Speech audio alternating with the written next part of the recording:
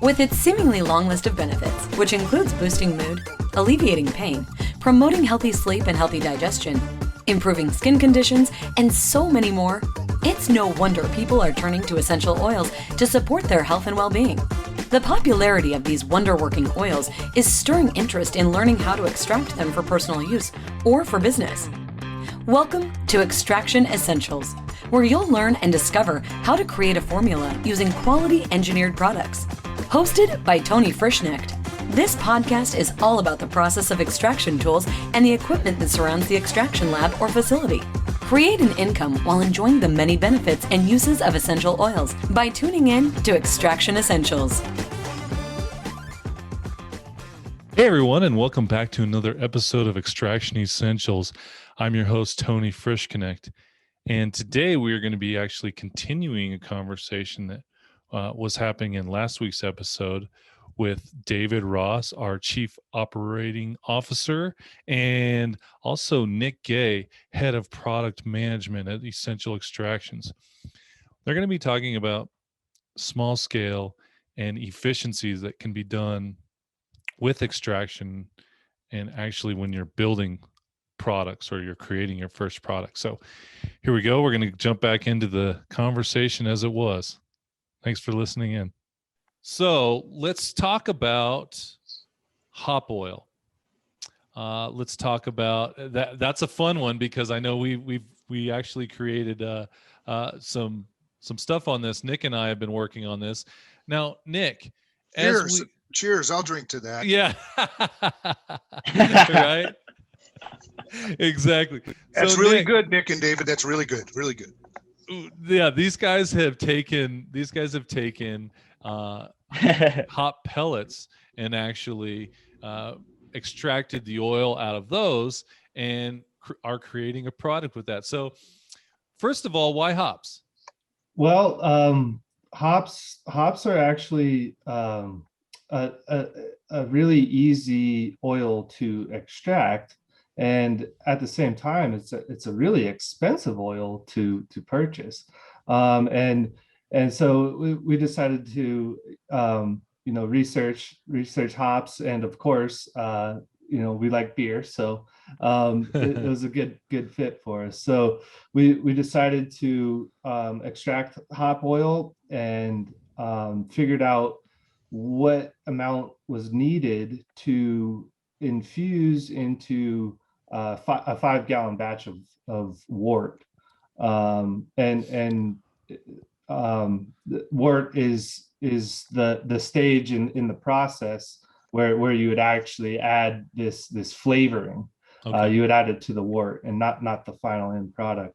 But so we found out in our research that you only need a very small amount to actually go a very long ways. So to make a lager type of beer, you only need about 3 milliliters of hop oil to make that to infuse that 5 gallons of wort.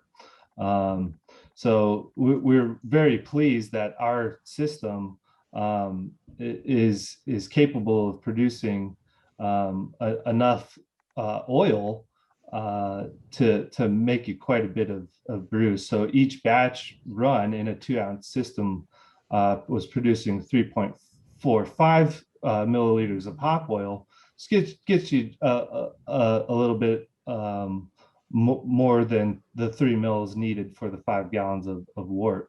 So 2-3 runs in our system, you got enough hop oil to make quite a large batch of brew. There's one factor that I really want to add on this one. Okay. There's one key factor. It's 3 letters. It's called fun. I mean to tell you, these guys are lighting it up and creating so much energy, and there's just a lot of fun that's going around this. So being a serial entrepreneur, as you know, Tony, I just look at this and I'm thinking, oh my gosh, what a way for people to save money. What a way to have an at-home business. What a way to, augment your income. I mean, you could have the little buddy pay for itself in a month by. I'm so glad you brought that up, Gary, because these guys, there's a microbrew kind of, I would think, underground, right? There's a lot of people that are still making their own stuff at home. Nick, what are some of the advantages to having a little buddy for a brewery or even just your at-home brewing?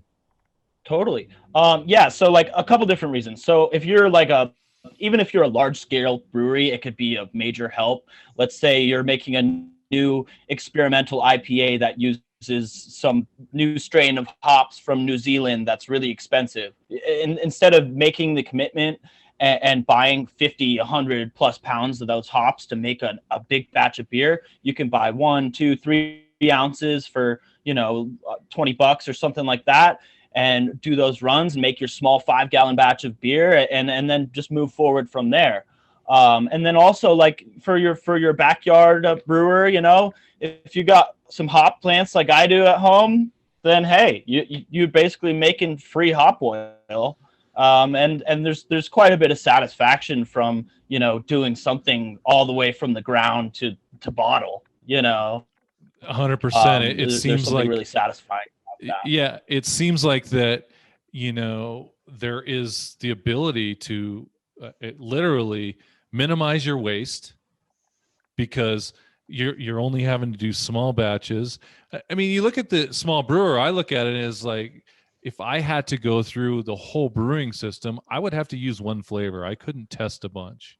And then you got to let it ferment, and then you get to try it. So you're talking about a lot of wasted time. There's a lot of wasted time in between there. So what you're telling me is that I actually can save a ton of time by making small batches and test it before I go through and, flavor my entire batch. Yeah, absolutely. Time, you can save on time and money. I mean, it's a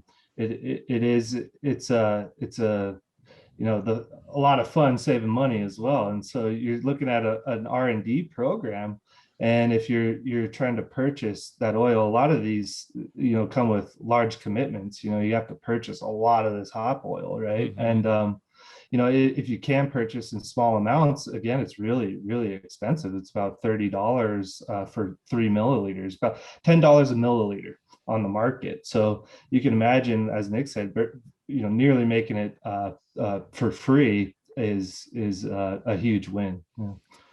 That's awesome. And then, and that's about the price included with the hops production itself, actually buying the hops themselves. Is that what you're saying? With purchasing the hop, yeah, there is definitely some costs associated, but you're looking at a cost savings of $25 on 3 milliliters, right? Yes. And if you were to produce 10 milliliters, you're saving $70 versus purchasing that 10 milliliters for $100 on the market. So there's quite a bit of cost savings. Yeah. And, again, just to reiterate what Gary was sharing in the beginning, this is something that we're small scale extraction. And what's fantastic about that is I hope the listeners picking up what I'm seeing now, and I'm talking with these guys, is you don't have to have even a massive machine to create some kind of income out of this. You can actually start creating something that's saleable, something that even if you do a small batch and be like, let's see how I like doing this, and maybe I could turn this into a much greater business and a much bigger scale. But really starting from these small areas and the small side of the business gives the end user a heck of a lot of room for growth. I don't know a lot of ways to start a business that's cost me under 10 grand. There's not, a lot of people out there might thinking, well, $10,000 is money. It is a lot of money. But when you look in the world of businesses and actually investing in your business, there's very few companies and entrepreneurs that are like, well, I really don't have 10 grand to invest in this. If it's the heart of your business, you're going to do it. Because coming back to my roots as an entrepreneur, investing in yourself and investing in your business is a huge part of building that success. And the real truth of it is, if you're trying to start something yourself and you're building a business, if you're not willing to invest in you, yourself, or in equipment for your company, it's going to be really hard to become successful. I mean, Gary's done it time and time again. He's amazed me. But how often do you see that, Gary, where people kind of cut themselves out and forget about that? Yeah, I tell you, it's steadfastness. It really is. And this is a heck of an opportunity to put your own accent on the particular product. I don't know, David, maybe you've got a little buddy that's close to you in proximity in the room that you're at. Maybe you can angle your camera so that we can remind people what one of these looks like. But the thing that I want to echo here is the portability. You're able to take the unit to the plant, basically. Here, I'll hold it up right here. Oh, good. Okay. Good. Awesome. Here's the system. So hopefully you guys can see that at home. If you can't see that, you can always check us out on extractionessentials.com and check it out there. But this thing literally weighs 20 pounds without the vessels. And David, it's another 12 pounds with the vessels, right? So That's around correct. 35 pounds, 32 to 35 pounds. Sorry, guys. I'm sorry I'm not exact on that, but you get the idea. But what it comes down to is he was able to pick up that entire machine, show it in front of the screen, and say, look, this is what it takes to do it. And, back to the investment on your business, right? It takes small steps. And we know guys that have literally spent hundreds of thousands of dollars on a system that we're showing you today that is a fraction of that price. I mean, Gary and David have been involved in building massive scale extraction laboratories, and they have put pieces of this puzzle together. And so what we're showing here is basically the brainchild of our company and what they've developed with all their experience. And I can't stress that more. I mean, the amount of mistakes that have been made to put this thing together is huge. And the reality is, we knew it could be done for less. We had a great idea. We put this together, and now we're sharing it with you guys. We really want to be able to bring some value at the end of the day. Like, this is a true machine. This really works. It's not smoke and mirrors. We're coming to you with the most technical stuff that we believe, with all our experience. And I'm telling you guys, we're not crazy, amazing chemistry guys. We have put this together with thousands of hours of time. So You're right, Tony. You're absolutely right, Tony. Also, too, we are so confident that people are going to enjoy the product, enjoy the little buddy, and have fun with it and make some money, is that we're going to offer financing. We're going to offer some lease agreements, to qualified folks, right? like us. But we'll go ahead. and with that said, Gary, this is something that we didn't get offered, right? Exactly. We as a industry creators, we had to struggle through this. And so that's why we're creating these what I think is a simple option. Like, look, we have lease options. We're making this available to you guys. And so that's what we're here to do. We want to make this possible. And we're also creating the podcast around this to help you guys succeed.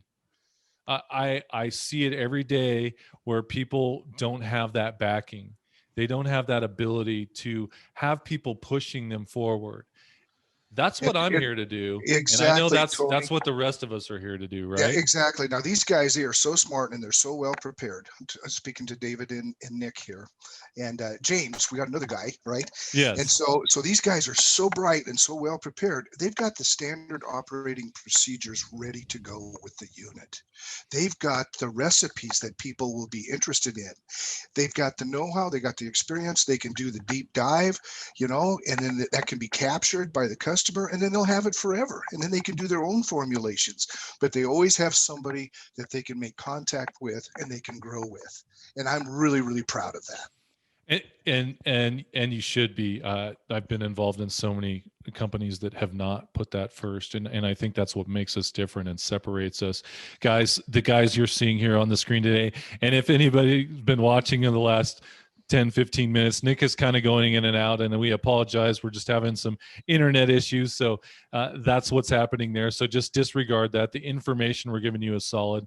But what it comes down to is these little pieces that have been developed with our team.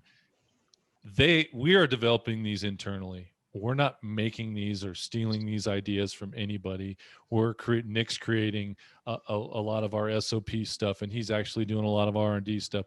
David designed this thing with James, one of our scientist guys. He is on top of it. So these guys are putting this together. So when I tell the listener and the viewers out there, if you guys have questions about this, we built this thing 100%. And if we don't have it, we can run tests on it. And that's how we come up with stuff like the hop hand sanitizer. Hey, everyone, that's all we have time for our show today. Please come join us for next week's episode as we continue the conversation. All right. Thanks so much, guys. See you next week. You have just listened to another informative episode of Extraction Essentials with Tony Frischknecht. We invite you to come back next time as we strive to provide useful knowledge and tools every week to help you on your extraction business. You can also visit extractionessentials.com for additional resources and to know more about working with Tony. See you again next time.